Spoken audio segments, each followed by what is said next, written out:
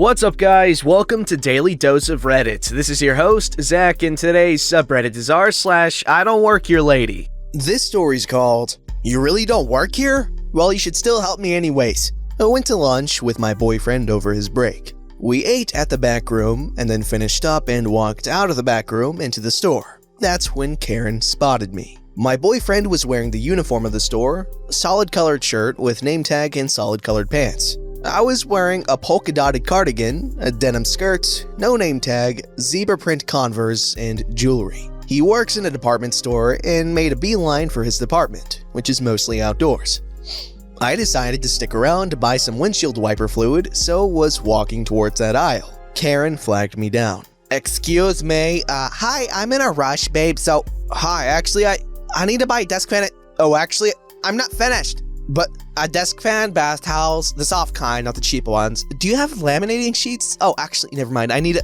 Ma'am, listen. A mesh basket, staple refillers. Oh, are there different sizes? Anyways, I need the medium size, I guess. Are you listening? I'm in a huge rush and... So, finally, I just started walking away. It's at this point that Karen grabs my shoulder. I don't react well to being touched by strangers. "What are you doing?" "I wasn't finished. I am on a time crunch, babe. Why are you being so impatient?" "I mean, really, you're at work, honey. It's like no one respects people older than them these days. I just can't believe." "I don't work here! Do I look like I work here?" Karen looks at me and realizes her mistake and becomes visibly embarrassed. I'm finally calming down from having been grabbed by a stranger. But you came out of an employee-only door." "I was visiting my boyfriend. Even if I worked here, you don't just touch someone." "So you really don't work here?" "No." "So can your boyfriend help me?" "No, he works in gardening." Karen stops to think for a moment. I guess she had a system error when she couldn't ask for my manager, seeing as I didn't work there. She was looking extra embarrassed now and dramatically shielding her face like there were paparazzi covering her important life. "Well, you probably know the store if your boyfriend works here. You could just help me find my things. That would be the nice thing after causing this inconvenience when I told you I'm in a hurry." "Why would I help you after you grabbed me like a street thug? Are you insane?" "We're done." I turned to go, still shaken up. She called after me. "You can't blame me for thinking you work here when you came out of an employee-only door. I'm going to report your boyfriend to the guard manager for having you back there." "Baseball pitcher?" I stopped myself before I flew into a full rage. "Excusez-moi?"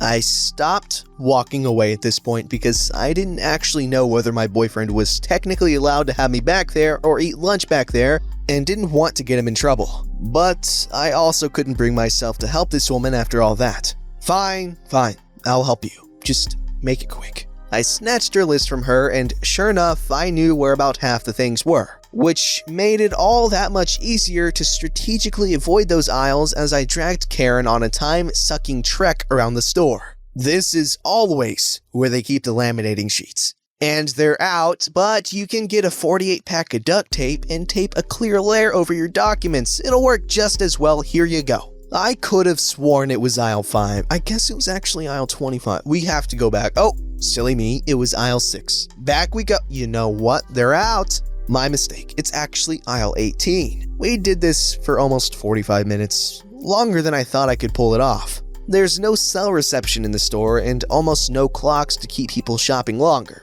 So it wasn't until we walked past customer service and she saw their desk clock that she realized how long this had been going on. She was urinated. She stormed past 8 people waiting in the customer service queue to file a complaint about me eating lunch with my boyfriend, then wasting her time. I knew the customer service guy, not super well, but we'd met. He listened patiently to her side of the story, then came over to me separately and asked what happened. I broke down. I was so upset. I said I was having lunch with my boyfriend and she saw me leaving the back room and said if I didn't help her buy the things on her list, she'd get him fired, and I had no idea it was against the rules and he didn't either. I swear I'm so sorry. I didn't mean to waste her time. The store's just so big and she didn't give me a choice and she said I had to help her and... I'm crying by then and the customer service guy goes, Whoa, slow down. People have lunch back there all the time. It's not a problem. I'll give her a coupon and she'll unclench. Just go home.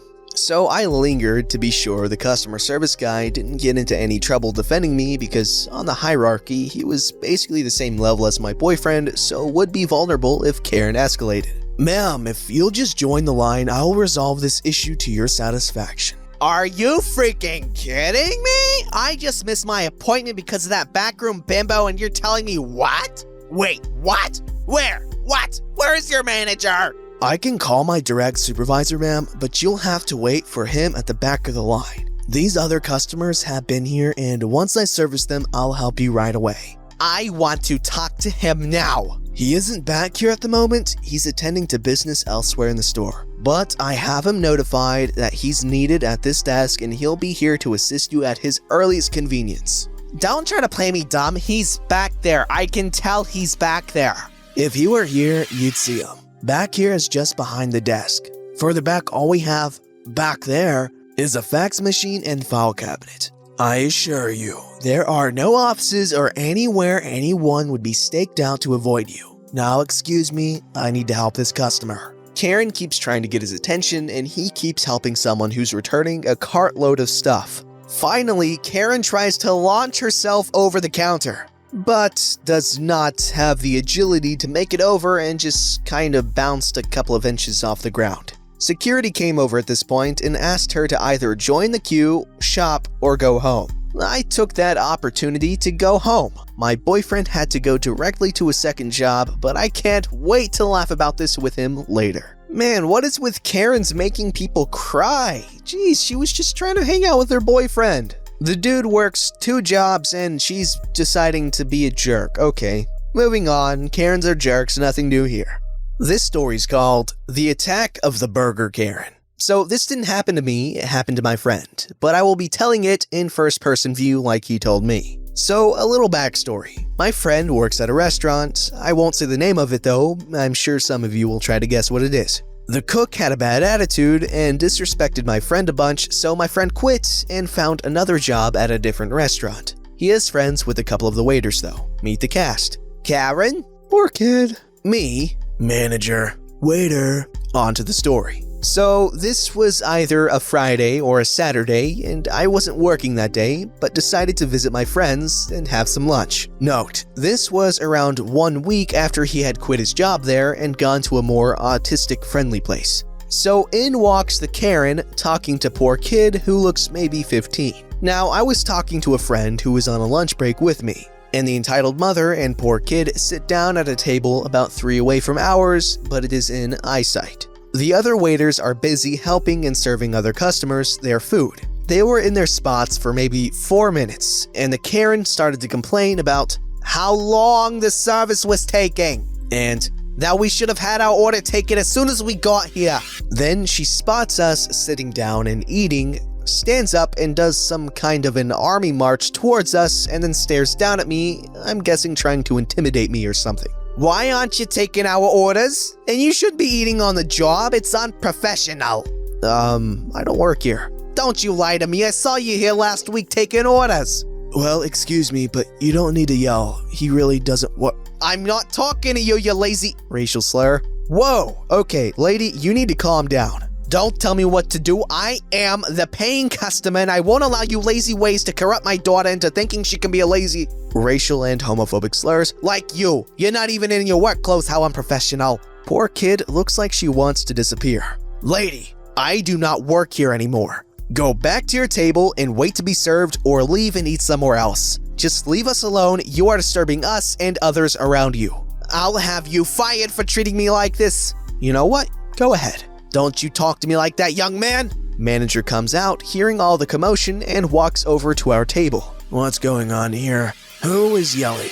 This lady is... They threatened me and my daughter and called us horrible names. I want them fired for treating us like this. Wait, what? That's so not true. Well, OP here doesn't even work here anymore. He quit last week. Yeah, right. I bet you're just covering for him. I want him fired here right now. Poor kid then walks up. Mom, just stop. This is why I hate going places with you. This is why Dad is divorcing you. Karen goes quiet. Let's just go. I want to go back to Dad's house now. Okay. They left after that, and I'm not sure what happened after, but wow. Okay, I swear, we need to start carrying around spray bottles to squirt Karens when they start getting out of hand. That might fix a lot of problems. Or make worse problems, but I think it's worth a try.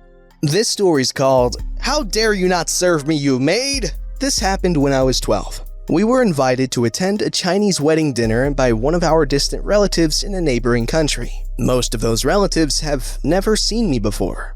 We were in the ballroom of this fancy Chinese restaurant, and I was seated at a ballroom table. Because there was not enough space for my family to sit at just one table, I volunteered to sit at another table with my little sister with a group of old ladies and cousins. We began feasting on the duck, abalones, crabs, and all of the standard fare of an 8-course wedding dinner. I noticed that one of those particularly unfriendly-looking old ladies was frowning at me and seemed increasingly annoyed for whatever reason.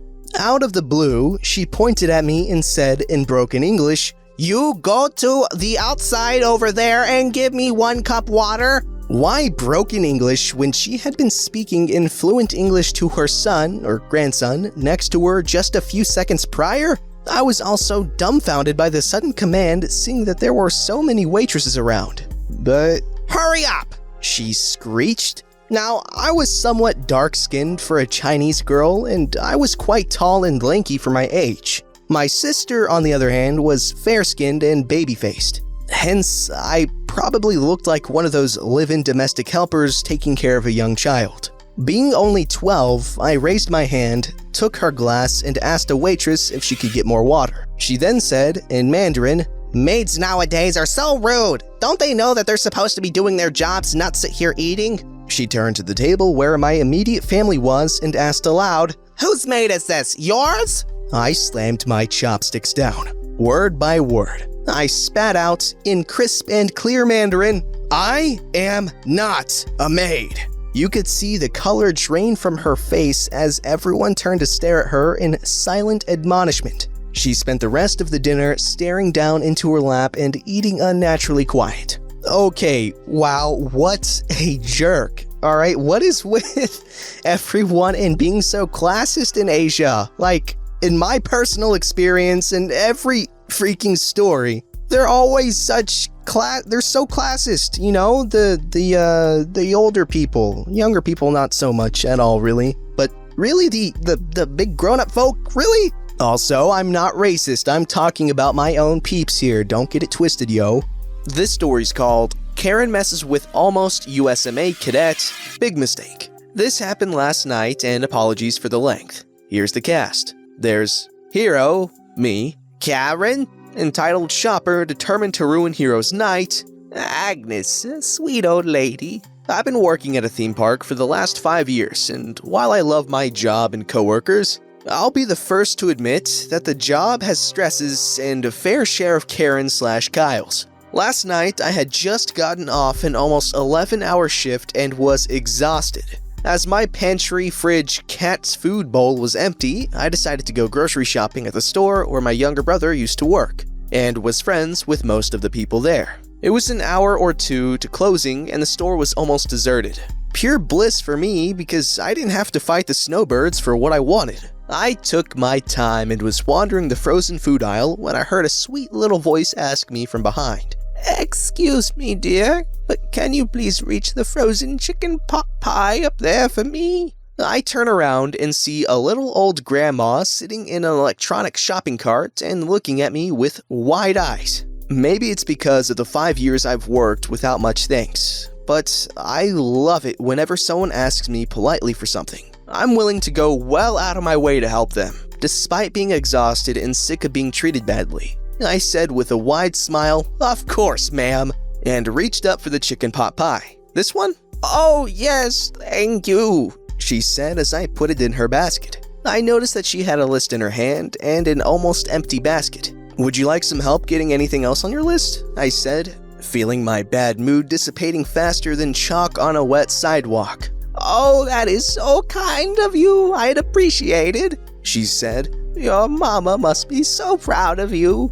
I laughed and said, "She raised me right." So, the next 20 minutes or so, I walked with her and helped her with her list. As we walked, we got to know each other. I learned her name was Agnes, she had 3 children, 6 grandchildren, and her first great-grandbaby was on the way. By the time she got to the end of our list, it's safe to say we became good friends. I left her at the registers, knowing that the employees at this grocery store would help her get them to her car. Agnes smiled at me and thanked me once again. Now feeling much better, I decided to finish the rest of my shopping.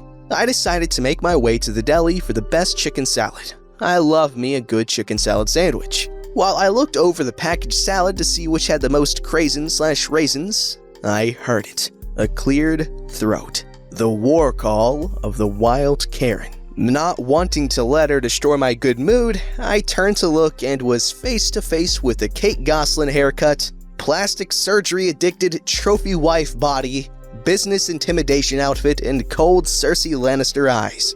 I smiled at her. "May I help you?" "Yes, finally," she said with an exasperated sigh and shoved a list into my face. "I need you to get me apples, milk, and—" I cut her off mid-sentence, confused. I don't know how you mistook me for an employee here," I said, gesturing to my uniform. Blue shorts, button-up shirts, and a lack of name tag and apron. But I can point you in the right direction? This did not satisfy the wild beast known as Karen. She stomped her imitation Louis Vuitton black heels like a bull pawing the earth. "You help that little old lady. What makes her different?" At this point, my temper was flaring, but I was trying to keep her from destroying the good mood I had for helping Agnes. Maybe it's because she used her manners and asked nicely for help, I said in a sweet and innocent tone. I swear I saw Karen's eyes narrow and she tried to draw herself up to my height. Laughable because she had to be at least 5 feet and 2 inches and I'm almost 6 feet. She was standing on her tiptoes, wobbling as she did so. And then she did it. She poked me square in the chest. What Karen did not know about me is that when I was in high school, I was considered for an appointment at the United States Military Academy, West Point. Thanks to a heart murmur and other health issues, I decided not to seek said appointment. However, I've carried that distinct honor with no small amount of pride, and have always tried to carry myself as such. Even my managers know that and respect me for it. You do not mess with me or someone I've taken under my wing, especially when I'm in a bad mood. I grabbed Karen's wrist with the speed of a striking rattlesnake and gripped it hard enough to keep her from wriggling. I stared her down and spoke in a low voice, becoming the army officer that I might have been. "Ma'am, we can do this one of 2 ways. You can leave me alone to continue shopping the rest of the night, or I will call the police and press charges. Is that clear?" Karen went from outraged bull to meek little calf. She nodded. "Have a good night," I said and let go to continue my shopping. 10 minutes or so later, I had finished my shopping and was pushing my cart over to my car when I saw Karen slink by with an almost empty cart. We made eye contact. I waved nicely at her. I did not know that you could run so fast in heels before. I don't know why, but I'm getting like minor stolen valor vibes. I know they're not claiming to have been military, but they're like, I was almost in West Point. But yeah, good on her for helping the old lady, and might I say, fantastic job intimidating that evil, wretched Karen. We could definitely use your would-be military expertise in the anti-Karen task force. Secretary of Defense Bacon Cat, what do you think? Don't forget to like, subscribe, and hit that bell to never miss an episode.